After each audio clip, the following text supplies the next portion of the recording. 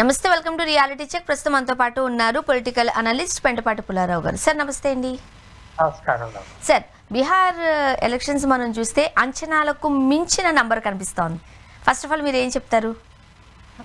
చాలా సర్ప్రైజింగ్ నేరోగా ఉంటుంది అనుకున్నా. ఎన్డీఏకి అడ్వాంటేజ్ ఉండదా నేరో ఇంత విశేషంగా వచ్చిందంటే అది నితీష్ కుమార్ ఆయన ఇమేజ్ అని నేను చెప్తున్నా. ఆయన లాస్ట్ గాంధీయన్ భారతదేశంలో ముఖ్యమంత్రి. ఆయన దగ్గర ఉన్న క్వాలిటీస్ ఇంకెవరి దగ్గర లేవు పాలిటీషియన్స్ ఆ లెవెల్లో. అది బీహారీ మర్చిపోయారేమో అనుకున్నా, మర్చిపోయారు, పనికిరాదని అందరూ అన్నారు. కానీ బీహారీ జ్ఞాపకం పెట్టుకో, ఆయన పైన ఉన్నాడు, అలా విజయం ఇచ్చారు. అంటే నరేంద్ర మోడీ గారి ఇమేజ్ కూడా గొప్పగా ఉన్నది.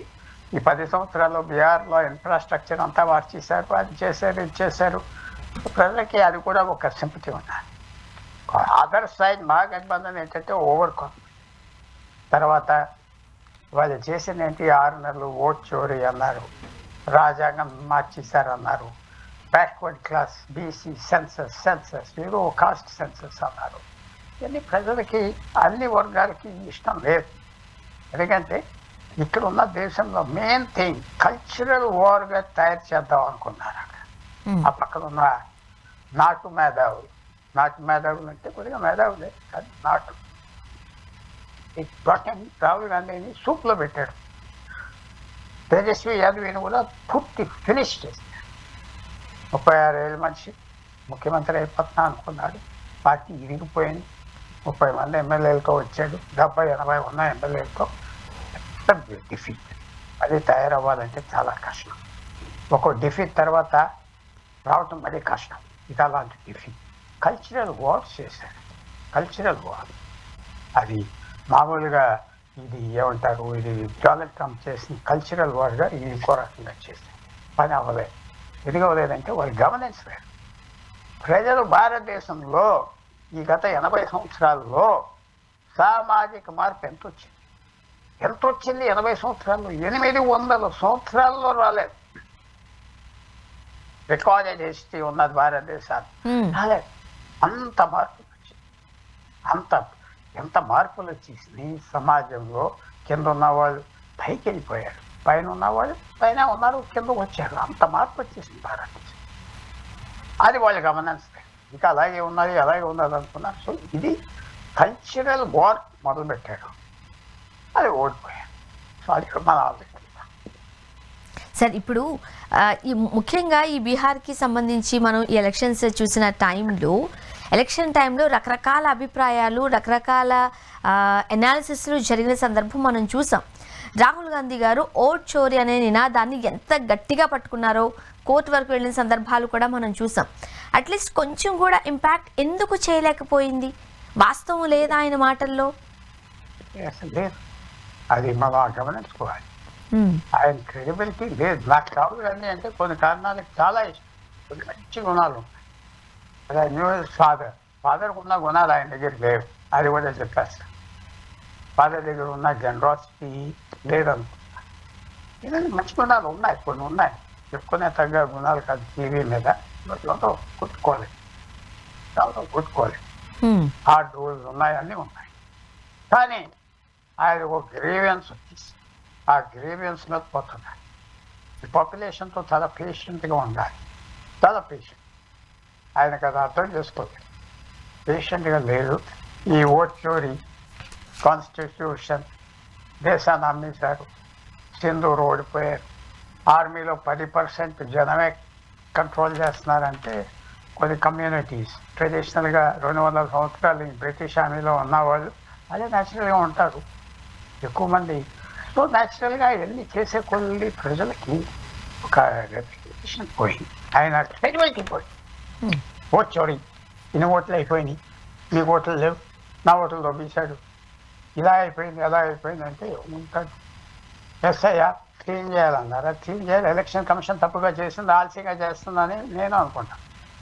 దాని మీద కూడా ఏదో పెద్ద ఓట్లన్నీ దొబ్బేస్తున్నారంటే ఎవరు నమ్ముతారు? అదంతా ఏం చేసేటట్టు అక్కడ. తర్వాత bomb, atom bomb, hydrogen bomb, ఈ బాంబ్ ఆ బాంబ్ ఎవరు పట్టించుకున్నారు? ఆఖరికి ఏమైంది? ఇది సూసైడ్ బాంబ్ అయింది. ఆ సూసైడ్ బాంబులో ఏమైంది? పక్కన ఉన్న వాళ్ళు ఆయనతో తిరిగి వాళ్ళే చచ్చిపోయారు అంతే.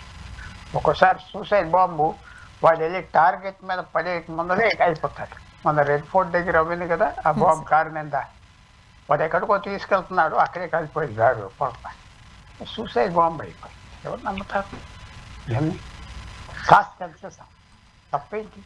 పెద్ద తప్పు. 50% మనకి ఆల్రెడీ రిజర్వేషన్స్ ఉన్నాయి. ఉండనే అలాగే నడవనే కొన్ని సంవత్సరాలు, 50 సంవత్సరాలు 60 సంవత్సరాలు ఏం పోయింది అని నా అభిప్రాయం. అస్తమానం కెలుకుతూ ఉంటే ఎలాగా? కెలికితే మిగతా వాళ్ళకి ఇరిటేషన్ వస్తుంది కదా. ఆ కెలుకుడులో ఏదో వస్తుంది. కెలికితే పాలలో పెరుగు మిగడ వస్తుంది అనుకున్నా. కెలికితే ఏమైంది? ములిగే. అంటే ఎంత విశేషమైన నష్టం వచ్చింది అతనికి. వాళ్ళు చేసింది తేజస్వి యాదవ్ కూడా, ఆయన బిహేవియర్ 36 ఏళ్ళు, చాలా తెలివితేటలు ఉన్నావు, చాలా కాన్ఫిడెన్స్.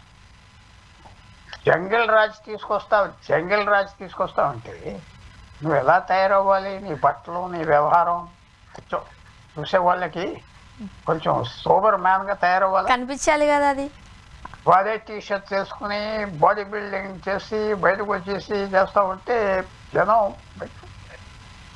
తర్వాత ఏం చేశారు? కామిక్గా చెప్పాలంటే కామిక్గా నడిచిన జరిగింది. మీలాతో చెప్తుంది, ఎందుకంటే నీకు టైం లేదు పాపం. అలాంటి వాళ్ళకి టైం ఉన్నది కాబట్టి ఎక్కువ అబ్జర్వ్ చేస్తాం.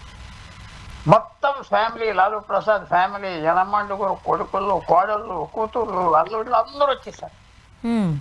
వచ్చేసి అధికారం వచ్చేస్తుందని తిరగటం మొదలుపెట్టారు. ఊరి మీద, హైవేలో, ఇక్కడ అక్కడ. ప్రజలు అందరూ మళ్ళీ వాళ్ళ జ్ఞాపకాలు వచ్చాయి, వాళ్ళ నాన్న అమ్మ చేసిన పరిపాలన. సో ఇవన్నీ ఎలా వచ్చినాయంటే వాళ్ళకి ఆ మెచ్యూరిటీ లేదు. మీరు నితీష్ కుమార్ని నేను పోగలేను అంటే నన్నట్లో పెట్టుకోం. కొన్ని ఛానల్స్లో వ్యవస్థించారు, మీకు స్నేహితుడు అని పోగొట్టున్నారు, లేకపోతే ఏంటి వీళ్ళేది పాడు లేదు. ఎవరు అధికారంలో ఉన్నవాడు ఇంకొక స్నేహితుడు కాదు. But is a great man. 4 సార్లు మారాడు కదా పార్టీ, ఎందుకు మారకూడదు? వారు చేసింది నితీష్ కుమార్ని మోసం చేస్తే 2 సార్లు, బీజేపీ 2 సార్లు మోసం చేస్తే పోమన్నాడు, 2 సార్లు లాభం చేశాడు, పోమన్నాడు. ప్రజల్లో మంచి పని చేశాడు. అందువల్ల ఇవన్నీ ఎలా చూడాలంటే చిన్న జవాబు చెప్పేసి ఒక సెంటెన్స్ గెలుపుగా చెప్పడం కష్టం. సార్, ప్రస్తుత రాజకీయాలు మనం చూస్తున్నట్లయితే ఎందుకు, ఎలా ప్రజలు ఎటువైపు మొగ్గు చూపుతున్నారు అనేది అంచనా వేయడం కాస్త కష్టంగానే కనిపిస్తుంది. ముఖ్యంగా ఇలాంటి టైంలో మనకు అర్థమవుతూ ఉంటుంది. అయితే లాలూ ప్రసాద్ గారు కుటుంబం నుంచి వచ్చారు, రాజకీయ నేపథ్యం ఉంది, అండ్ వాళ్ళకి తెలిసిన రాజకీయాల గురించి మనం మళ్ళీ కొత్తగా మాట్లాడుకోవాల్సిన అవసరం లేదు. అయినప్పటికీ కూడా యువకుడుగా ఉన్న తేజస్వి యాదవ్ ఎందుకు అట్లీస్ట్ మన అంచనాలు కాదు కదా, అంతవరకు కూడా ఎందుకు మార్కును దాటలేకపోతున్నారు? ఇప్పుడు ఇందాక చెప్పిందంతా డిప్యూటీ సీఎం ఎవరిని పెట్టాడు? వాడికి 1 సీట్ రాలేదు, 15 పోటీ చేస్తే 0. అతనికి ఇమేజ్ అలాంటి ఇమేజే ఉన్నది. సోషల్గా మనకు ఆంధ్ర తెలంగాణలో if you are native of this place మీకు తెలుస్తాయి.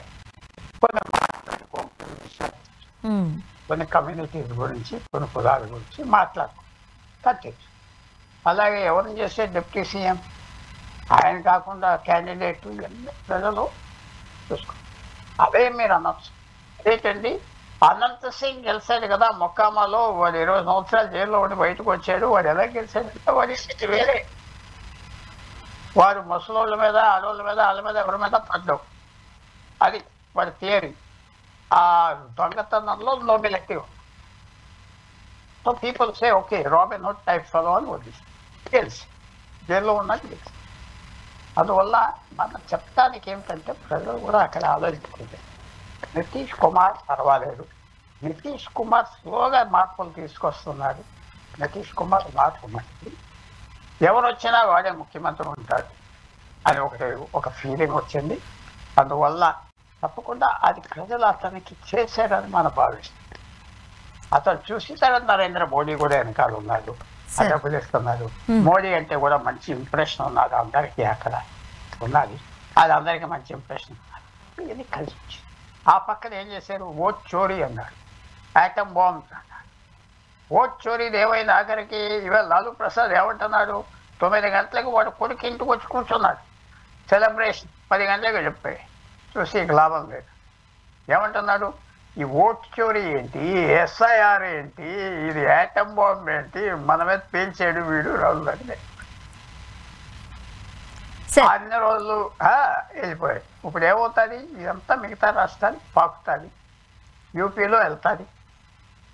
అఖిలేష్ యాదవ్ అన్నది చాలా ఇంకా అది వేరే స్టోరీ, ఇక్కడ కుదరదు. ముఖ్యంగా నేను సమరైజ్ చేసి చెప్తాను. ఎలక్షన్స్లో ఇంకా భారతదేశంలో గొప్ప విషయం ఏంటంటే ఓట్లకి డబ్బులు దొబ్బేసి తీసుకుంటారు.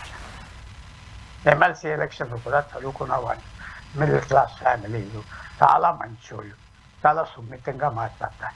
మా ఇంట్లో 4 ఓట్లు ఉన్నాయంటాడు వాడు. ఇప్పుడు బ్యాంక్ ఎంప్లాయీ, లెక్చరరు, లేకపోతే ప్రొఫెసర్ కూడా 4 ఓట్స్ ఉన్నాయని తీసుకుంటారు. కానీ ఇక గుడ్ మ్యాన్, చాలా బ్యాడ్ మ్యాన్. వాళ్ళందరూ ఆఖరిని ఏం చూస్తారు, ఫైనల్గా వాళ్ళు డబ్బులు తీసుకొని ఓటేస్తారంటే అది పర్వాలేదులే, రాక్షస్ కాదని వేస్తారు. వాడు రాక్షస్ అయితే ఏరు. భారతదేశంలో బీహార్లో ఏ నిర్ణయం తీసుకున్నారు, వాళ్ళు last Gandhian Nitish Kumar. Dynasty లేదు, బంధుప్రీతి లేదు, కుల ప్రీతి లేదు, డబ్బు ప్రీతి లేదు, ఏం పర్సనల్ స్కానర్ లేవు. ఏంటి ఇలాంటి వాళ్ళు మా చెప్పిన మెల్లిగా చేస్తున్నాడు, తక్కువ మాట్లాడతాడు, ఎవరిని తిట్టడో, ఇవన్నీ ఓటేశారు. నవీన్ పట్నాయక్ వేశారు, ఎంజీఆర్ కూడా అలాగే వేశారు, జ్యోతి బాసు. అవన్నీ మనం అది లెసన్ ఏమిటంటే భారతదేశంలో మంచితనానికి ఆకరణ ఓటు మాత్రం వేస్తారు. సార్, ఇప్పుడు కాంగ్రెస్ పార్టీ అనేది దశాబ్దాల చరిత్ర కలిగిన పార్టీ. రాజకీయ చదరంగంలో పావులు కదపడంలో ఆ పార్టీకి ఉన్న దిట్ట వేరే పార్టీకి ఉందా అని అంటే మీరు చెప్పాలి. సీనియర్ పొలిటికల్ అనలిస్ట్ అంటే చాలా తెలివిగా పావులు కదుపుతూ ఉంటారు సమయం సందర్భం చూసి. కానీ చూడండి సార్, నేను మాటకు అటు వచ్చాను. కాంగ్రెస్ పార్టీకి ఉన్న లీడర్స్ ఇప్పుడు కూడా ఎవరికి లేరు. బీజేపీలో మోడీ ఉన్నారు, అమిత్ షా ఉన్నారు, బస్ బస్ అంతే. కాంగ్రెస్ పార్టీలో 100 మంది ఉన్నారు అలా, కానీ ఎవరు కనపడరే, ఎవరిని రానివ్వట్లేదే, ఎవరు రానివ్వరే, ఎవరిని కన్సల్ట్ చేయట్లేదే. అది పెద్ద తప్పు చేశారు రాహుల్ గాంధీ. వాళ్ళని పనికిరాదని ముసోళ్ళని వదిలేయటం, అదేం చేశాడు వీడేం చేశాడు వదిలేయటం తప్పైపోయింది. ఇప్పుడు ఎవరిని పెట్టుకున్నాడు, ఆయన పేర్లు చెప్తే దాన్ని ఎవరో తిడతాడు. అందువల్ల నేను చెప్పట్లేదు. పనికిరాను పెట్టుకున్నాడు, పనికిరాను సలహా కూడా ఇవ్వట్లేదు. ఆయన అన్నదే అంటున్నాడు. లేకపోతే వ్యతిరేకం చెప్తే బయట బొమ్మంటాడు. వాళ్ళు అంటారు మేము వ్యతిరేకం చెప్తే బయట బొమ్మంటాడు. అది ఉపయోగమా, ఇక్కడ కూర్చోవటం ఉపయోగమా? అంటే ఇది ఒకవేళ మొదటిసారి అనుకోండి, మేబీ ఇప్పటి నుంచి గుణపాఠం ఏమైనా నేర్చుకుంటారేమో అని అనుకోవచ్చు. ప్రతి రాష్ట్రాన్ని చేజార్చుకుంటూనే వెళుతున్నారు. మానవుడిలో ఎవరు మారు, ఆడ మారు, మగ మారు. ఏమిటంటే భయం ఉంటే మారుతారు, అంతేగాని మిగతాది మారు. అది డిఎన్ఏలో ఉన్న మార్చు, డిఎన్ఏలో ఉన్న మార్చు మారు. ఎవరో మారు. మారుతావు, ఎందుకు మారుతావు అంటే నా ఉద్యోగం పోతాదని నేను మారుతాను, లేకపోతే కొట్టేస్తాడేమో ఇప్పుడే చేతిలో ఖర్చు ఉన్నదంటే మారుతాను, అంతేగాని నాది నడుస్తాడంటే నేను మారు.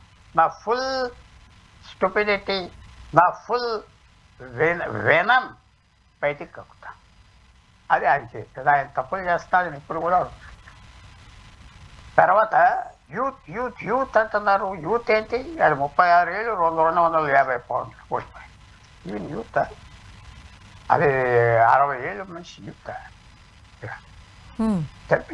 అలెగ్జాండర్ ద గ్రేట్ యూత్ 25 సంవత్సరాల్లో భారతదేశాన్ని సాధించాడు. వీడి యూత్ ఏంటి, ఇది ఓన్లీ 10 years కదండి. ఇది యూత్. ఇవన్నీ ఉన్నాయి, మీకు చెప్తాం అనవసరం. మీ షో మీద సీరియస్ షో, సీనియర్ అనాలిసిస్ ఇవ్వాలి. అనాలిసిస్ గాంధీ అని గెలిచాడు నితీష్ కుమార్. గూండాలు ఊడిపోయారు అంటలేదు, గాంధీ అని గెలిచి గాంధీ అని పెట్టుకుని నరేంద్ర మోడీ గారు కూడా వెనకాల ఉన్నాడు, అర్థం చేసుకున్నాడు. ఆఖరణ నీకు ఓటు వేయాలంటే ఇప్పుడు ఉండాలిరా అని చెప్పుకున్నాడు. మంచి పని చేశాడు. నితీష్ కుమార్తో ఆడుకోదు, ఎప్పుడైనా మారిపోతాడు. ఇప్పుడు కూడా మారిపోగలరు. నితీష్ కుమార్ చాలా మంచివాడు వ్యక్తి, గుడ్ మ్యాన్, ఒక చాలా సిస్టమాటిక్ మనిషి, గుడ్ మ్యాన్. టెంపర్ ఉన్నది, అన్నీ ఉన్నాయి, బట్ ఈజ్ గుడ్ మ్యాన్. ఒక రకంగా ఇంట్రెస్టింగ్ క్యారెక్టర్, అది మాత్రం చెప్పాలి. సో గుడ్ మ్యాన్ 1, గాంధీ అని 1. ఓడిపోయిన వాళ్ళు వాళ్ళ కథలు వాళ్ళు చెప్పుకుంటారు రేపటి నుంచి. ఓట్ చోరీ నాకెందుకు అన్నాడు లాలూ ప్రసాద్ యాదవ్. ఎస్ఐఆర్ ఏంటి నా బ్రతుక్కి అన్నాడు. ఆటం బాంబులు ఏంటి మా జీవితాలు కన్నా పోయి. అండ్ మరీ ముఖ్యంగా మహిళా ఓటర్లను గ్రాప్ చేయడంలో అసలు వాళ్ళ స్ట్రాటజీకి హ్యాట్స్ ఆఫ్ చెప్తున్నారు అందరూ. అది కాదు 2 కోట్ల మందికి 10,000 రూపాయలు ఇచ్చేయడం అనేది పని అది 10,000 ఇక్కడ ఇచ్చారు. చంద్రబాబు నాయుడు ఓటేశారా? I'm great admirer of Jagan, Chandrababu Naidu and KCR and Revanth Reddy. ఎందుకంటే ముఖ్యమంత్రి పదవి సంపాదించారు కదా. నేను సంపాదించలేకపోయాను, వాళ్ళు సంపాదించారు కాబట్టి వెరీ ఇంటెలిజెంట్. సో కానీ డబ్బులు ఇచ్చారు. ఎవరు వేయలేదా ఓటు? ఏప్రిల్ 9, 2019లో 10,000 కోట్లు ఇచ్చారు చంద్రబాబు నాయుడు. పసుపు కుంకుమ అన్నాడు. ఎలక్షన్ టైం లేదా కేసు సుప్రీంకోర్టుకి వెళ్ళి మీరు కొట్టే డాక్టర్ పెద్దపాటి పుల్లారావు ఎగెన్స్ పసుపు కుంకుమ అది ఎలక్షన్ టైంలో ఇచ్చాడు. లేదే నేను ఇచ్చాను, ఇంకో 10,000 ఇస్తాను ఎలక్షన్ తర్వాత అని మొబైల్ నంబర్లో పంపించాడు. ఎందుకు లేదో కూడా చెప్తా. నితీష్ కుమార్ మంచోడు ఆడవాళ్ళు అనుకున్నాను. ఆ పల్లెటూరులో ఉన్న ఉమెన్ అందరికీ నితీష్ కుమార్ మంచోడు అనుకున్నాను. వీళ్ళంతా దొంగలు అనుకున్నారు. వాళ్ళకి తెలుసు కదా, వాళ్ళ కొడుకుల్ని వాళ్ళ మొగుళ్ళని అందరిని చూస్తున్నారు కాబట్టి ఎవడు దొంగ ఎవడో కాదు తెలియదా ఆడవాళ్ళకి తెలియదు. Good man. వాడు ఓడిపోతే అవమానం పడతాడు.